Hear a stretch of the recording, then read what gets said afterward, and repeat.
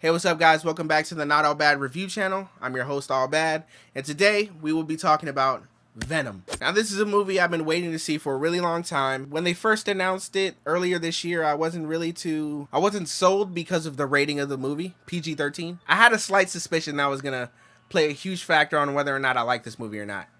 And I was kind of right. I was half right. So let's go ahead and start it off just breaking down the movie a little bit. So let's start with the plot. The plot is these scientists send a rocket into the air in search of an inhabitable planet. In turn, they find these symbioids, aka Venom, and the villain of our movie wants to fuse these symbioids with humans so that they could live in space. He's your cliche scientist dude who wants to save the world by any means, even if that's at the expense of other people's lives. A lot of them. Now the movie opens up with Eddie Brock living his absolute best life, until the plot demands that he becomes a loser, because who didn't see that coming? But they kind of rush through that part of the movie. They don't set it up a certain way or anything like that. They just kind of, he was here, now he's here. I mean, that quick. Who needs to tell a story the right way? That's when the mayhem begins though. That's when he just ends up at the wrong place at the wrong time. And that's every time. I mean, it really feels like it's plot convenience after plot convenience, but I'm not gonna be that guy today, okay? So that's the setup pretty much. The movie doesn't have a big twist at the end or tell a story in a very compelling way or throw any surprises in at you.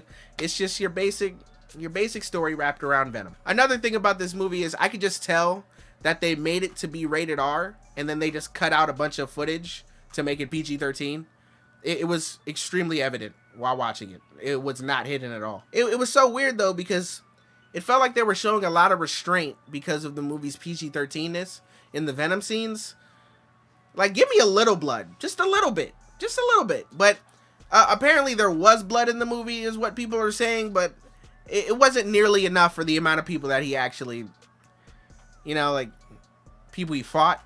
Come on now. You know what scene I'm talking about if you saw the movie. But for the most part, Venom being Venom in this movie is very entertaining. So when the story allows me to be entertained, I'm entertained. Next, we're going to talk about the characters. First up, we have cliche villain Carlton Blake. Being predictable, but the acting wasn't bad. I mean, the plot doesn't take too many risks, so it's kind of hard to have a bad performance in this movie. Then we have Scott Hayes, who plays Blake's henchman, like the leader of the amount of henchmen he has. And what's that dude's name in the movie? Oh, that's right. He doesn't have one. Unfortunately, he's one of those characters in a movie who's just there. No character development, doesn't even have a name. Forgettable. Next, we have Dora Skirth. Skirt? She plays a scientist with a heart. That's it. I'm not making this up. That is honestly her role in this movie. That's it. Now on to the main characters. Tom Hardy, aka Eddie Brock. He was actually really funny in this movie, I'm not gonna lie. A lot of the jokes hit here for me. Like, they weren't too over the top. Well, with the exception of the restaurant joke. That was dramatic. For the most part, Eddie Brock's relationship with Venom is really entertaining.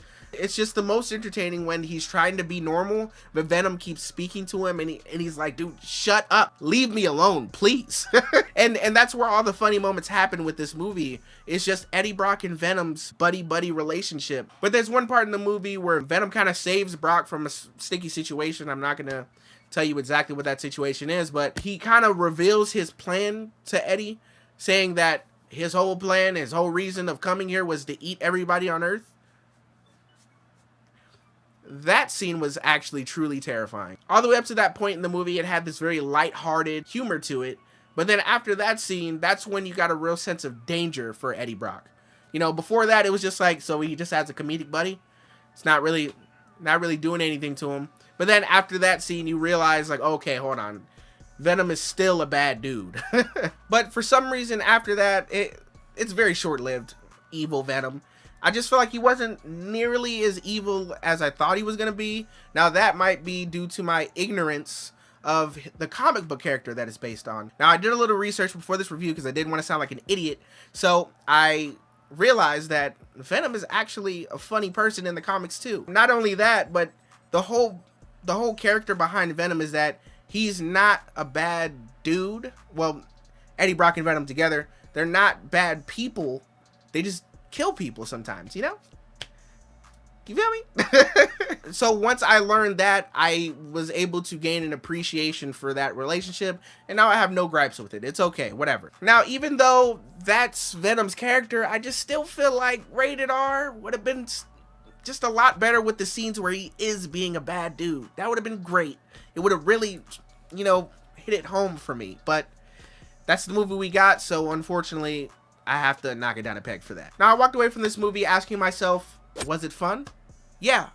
Yes, it was. It was a lot of fun. I mean, the movie did just enough for me not to call this a complete waste of time. I mean, I liked Eddie Brock's character. I liked Venom in the movie. The love interest is trash. No chemistry at all. No chemistry at all. But I guess they spend a lot of time on it, but for some reason it didn't annoy me, but it didn't do anything for me either. So I feel like they could have just did away with it.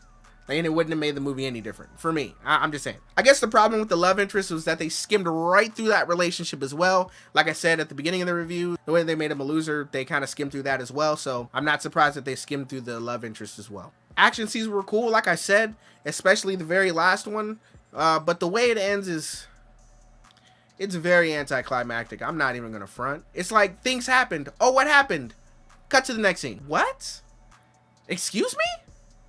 What just happened? Overall, though, it wasn't a bad movie. It was actually decent. If you look past the storyline and some of the very cliche moments in the movie, then, I mean, you might actually come away with the movie you would watch again. Now, would I watch it again? On Redbox, sure. Final thoughts. I didn't get the movie I wanted, but it wasn't a bad movie either. At the end of the day, I felt like it was a 6 out of 10. It had room for improvement, but it wasn't all bad. No pun intended, if you know what I mean. I'm a piece of shit. Now let me know in the comment section if you agree or disagree with my opinion. What was your rating of this movie? Did you like Venom? Did you not like Venom? If you liked watching my opinion, please leave a like and subscribe for more videos on a weekly basis. That being said, Sony, Venom, Not All Bad, we out.